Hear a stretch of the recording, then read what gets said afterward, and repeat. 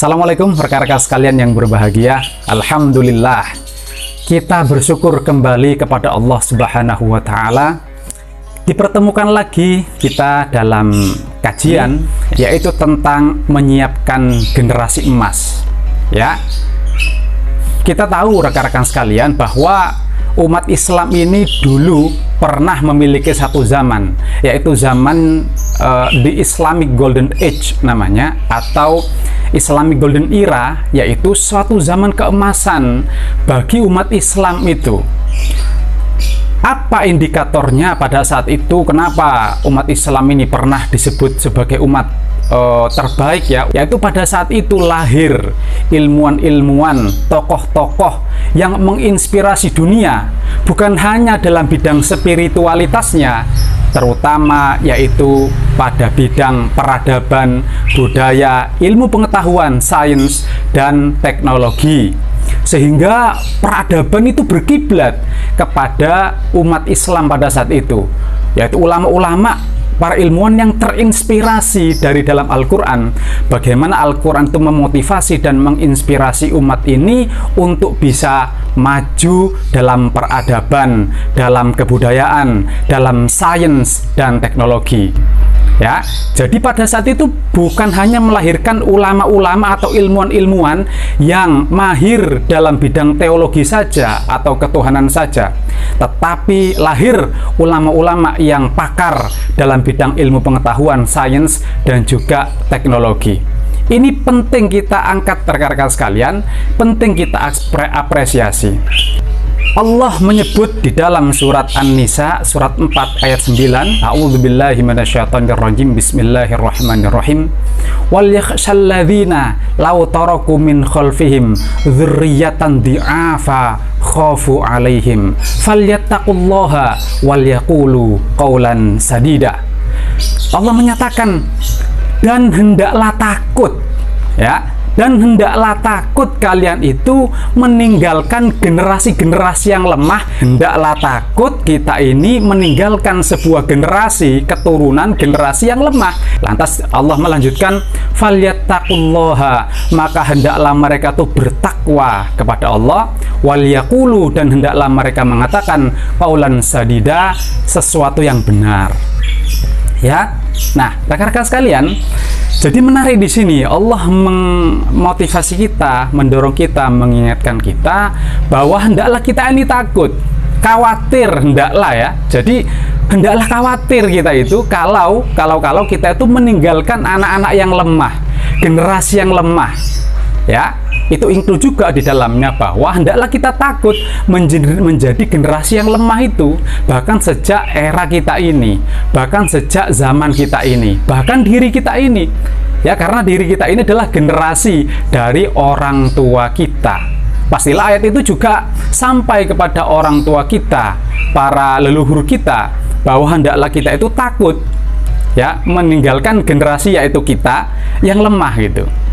Hendaklah kita itu menjadi generasi muslimun yang kuat gitu. Bahkan di ayat yang lain, di surat Al-Imran surat 3 ayat 110, kuntum khaira ummatin ukhrijat linnas ta'muruna bil ma'ruf wa tanhauna 'anil munkar wa tu'minuna billah. Kuntum khaira ummatin, jadi kalian itu sebenarnya umat yang terbaik, ya, umat yang terbaik yang dilahirkan, yang dikeluarkan untuk manusia. Ya, jadi desainnya itu Allah mendesain kita, ya, sebagai umat yang terbaik gitu loh, menjadi umat percontohan, menjadi umat teladan gitu itu, dalam akhlaknya, dalam ilmu pengetahuannya, ya. Tetapi kenapa kita saat ini umat Islam ini sedang ketinggalan gitu, tidak menjadi teladan lagi, tidak menjadi percontohan lagi. Memang kalau kita melihat ya secara ilmiah, ya, bahwa generasi yang lemah itu ada indikatornya rekan-rekan sekalian, ya. Jadi ada ciri-cirinya, ada tanda-tandanya, ada indikatornya, ya. Ya, yang pertama soal pendidikannya, ya.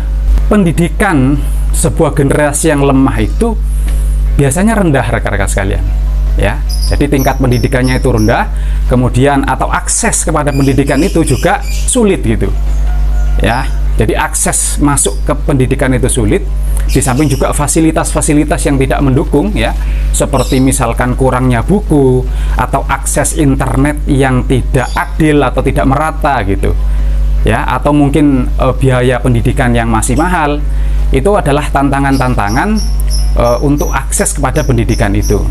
Jadi dalam kaitannya dengan hal ini mungkin ya pemerintah ya itu sangat punya peran yang signifikan ya untuk mensupport pendidikan itu mudah diakses dan juga memfasilitasi gitu ya, mendukung, mensupport secara fasilitas ya, mungkin pembangunan perpustakaan-perpustakaan ya, atau akses internet yang mungkin dapat subsidi yang murah gitu ya, beasiswa mungkin ya dari corporate responsibility ya, jadi perusahaan-perusahaan itu ya yang juga peduli pada pendidikan itu, jadi support pada pendidikan ya. Di samping itu juga dari kitanya sendiri rekan-rekan, dari orangnya sendiri ya, kadang kepedulian pada pendidikan itu juga rendah gitu, menganggap pendidikan masih tidak penting gitu ya. Nanti ini merembet kalau sudah pendidikannya rendah gitu ya, biasanya nanti melahirkan nikah dini gitu ya. Ini nanti akan memunculkan tingkat perceraian yang tinggi. Akibatnya kalau dia punya anak-anak, maka nanti anak korbannya itu adalah anak-anaknya ya. Karena apa? Karena memang emosinya gitu, jadi jiwanya, spiritualnya, intelektualnya, emosionalnya itu masih labil. Kemudian juga akses ke teknologi yang juga minim atau rendah, skill ke teknologinya itu rendah. Sebuah bangsa yang maju atau generasi yang kuat itu teknologi minded gitu, karena memang alat itu memang fungsinya adalah untuk mempermudah aktivitas manusia, pekerjaan manusia, sehingga memunculkan produk-produk, servis-servis teknologi berikutnya ya, produk-produk yang bermanfaat. Kemudian pengangguran yang masih tinggi ya, jadi tingkat pengangguran yang masih tinggi ini juga dipengaruhi sebenarnya oleh pendidikan yang rendah gitu. Karena pendidikan rendah akhirnya pengangguran yang masih tinggi gitu. Kenapa? Karena seseorang yang tidak ditempa dengan pendidikan ya baik itu secara soft skill maupun hard skill ya, dia akan lemah baik secara jiwanya maupun secara keterampilannya gitu ya. Akhirnya kalau tingkat penganggurannya tinggi, otomatis ya nilai belinya atau ya nilai beli itu rendah ya, apalagi nilai produksi ya juga rendah kayak gitu. Jadi beli nggak bisa, jualan juga nggak bisa gitu. Ada lagi indikatornya, yaitu generasi yang lemah itu kurang sadarnya entrepreneurship ya. Biasanya orang yang tidak orang yang tidak sadar entrepreneurship itu tidak hati-hati pada sumber daya yang dimilikinya. Misalkan dia punya waktu gitu, dia tidak hati-hati itu, tidak sadar bahwa waktu itu berharga. Kemudian yang kedua juga gampang hutang ya, gampang hutang untuk hal-hal yang konsumtif. Konsumsi oke, tetapi wala tusrifu, jangan berlebih-lebihan ya, secukupnya saja gitu ya. Kalau berlebihan nanti malah bukan manfaat yang kita dapat, malah mudorot gitu, malah yang sulit, yang sengsara kita sendiri. Usahakan kita manfaatkan untuk investasi gitu, untuk membeli sesuatu yang bermanfaat sekarang maupun masa depan ya. Misalkan investasi pada pendidikan ya, beli buku ya, beli internet ya. Ya kemudian tentang kesehatan rekan-rekan sekalian ya. Jadi kesehatan itu juga indikator suatu generasi yang lemah itu, kalau ya gampang sakit, gampangnya sakit-sakitan gitu, itu generasi yang lemah kayak gitu ya. Ya sakit-sakitan bukan karena memang dikasih bawaannya sakit, enggak, tapi memang pola makan kita, pola berpikir kita, pola aktivitas kita itu memang mengarah pada sakit itu ya. Jadi misalkan makannya sembarangan gitu, nyomal nyamilah ya gitu ya. Jadi kita nggak ngerti vitamin atau nutrisi dari sebuah makanan. Wis pokoknya asal enak aja gitu. Oh ini enak, wis pokoknya dimasukin aja gitu ya. Kemudian yang kedua rekan-rekan sekalian, indikator dari sebuah generasi yang lemah itu tidak peduli pada kelestarian lingkungan gitu, atau keberlangsungan lingkungan itu. Wis pokoknya sekarang kita itu makan sepuasnya, kita itu sekarang konsumsi ya, kita ambil tebangi pohon ya, kita ambil itu keruk itu sumber daya alam di bumi, minyak ya, batu bara ya, pohon-pohon ditebangi. Pokoknya sekarang yang penting sekarang kaya gitu, yang penting sekarang kita ambil dulu ya. Lah itu akhirnya apa? Kalau kita nggak peduli pada lingkungan, ya otomatis lingkungan itu akan rusak gitu. Lah kita ini rekan-rekan makhluk hidup ya, manusia itu dalam makhluk hidup bagian dari alam gitu. Kita ini loh lahir dari alam ya. Kalau kita nggak melestarikan alam, ikut peduli pada alam, itu sama saja kita merusak diri kita sendiri gitu. Karena kita ini memang bagian dari alam. Kata Allah itu, wallahu ambatakum minal ardi nabatan. Jadi Allah memunculkan kamu, melahirkan kamu ya dari bumi ini gitu ya. Itu sering kita itu kalau jalan-jalan gitu ya, buang sampah lah gampangnya. Soal buang sampah aja itu loh nggak bisa kita ini ya. Masa dibuang di sungai gitu? Kalau kita jalan-jalan di Surabaya itu adalah sungai, ada sungai Jagir namanya. Itu saya sering itu menemukan orang itu goncengan bawa kresek besar-besar itu enak-enak saja mereka buang ke sungai gitu. Ya Allah ya. Ini gimana ini ya, kita adalah terkenal sebagai bangsa yang religius katanya, bangsa yang mayoritas beragama, tapi tindakan kita nggak mencerminkan itu gitu. Bahkan itu dilakukan bukan oleh anak-anak loh ya, itu dilakukan oleh orang dewasa, bayangkan ya, orang tua bahkan gitu. Pembiasaan ya, memang butuh pembiasaan. Jadi kalau teman-teman punya adik-adik, punya anak gitu ya, itu memang sebaiknya dari awal itu, dari dini itu dibiasakan untuk hidup tertib, buang sampah di tempatnya, meskipun bungkus permen atau misalkan satu butir nasi yang kering itu usahakan membiasakan membuang sampah di tempatnya ya. Jepang itu rekan-rekan sekalian ya, Jepang itu kan terkenal bangsa atau negara yang tidak beragama gitu, tapi orang-orangnya tertib tuh, orang-orangnya itu tertib, disiplin gitu ya. Kenapa? Soalnya sejak kecil sudah dilatih gitu, dibiasakan, bukan hanya ilmu pengetahuan otaknya bukan, tapi tindakannya itu loh dibiasakan gitu. Masuk kelas baris, itu antri gitu, menghormati gurunya, menghormati temannya ya, membersihkan kelas, kerja bakti bersama gitu. Meskipun tidak ditanamkan agama, tapi secara prakteknya itu agama itu rekan-rekan sekalian ya.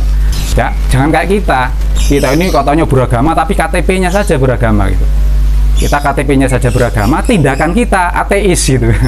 Tindakan kita agnostik gitu ya. Itu kebalik-balik. Kemudian rekan-rekan sekalian, yaitu anti keragaman. Pokoknya kepinginnya semua sama gitu. Ini orang yang menentang sunatullah itu, menentang hukum alam gitu. Ya mestinya kita itu menghargai, menghormati diversity ya, keberagaman. Kita menjunjung hak asasi manusia. Hak asasi manusia itu persamaan hak gitu loh.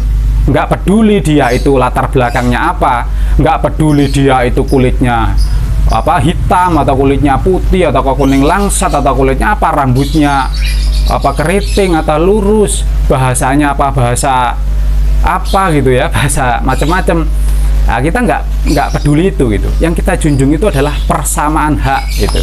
Yang kita junjung adalah toleransi gitu. Yang kita junjung itu adalah respect gitu ya.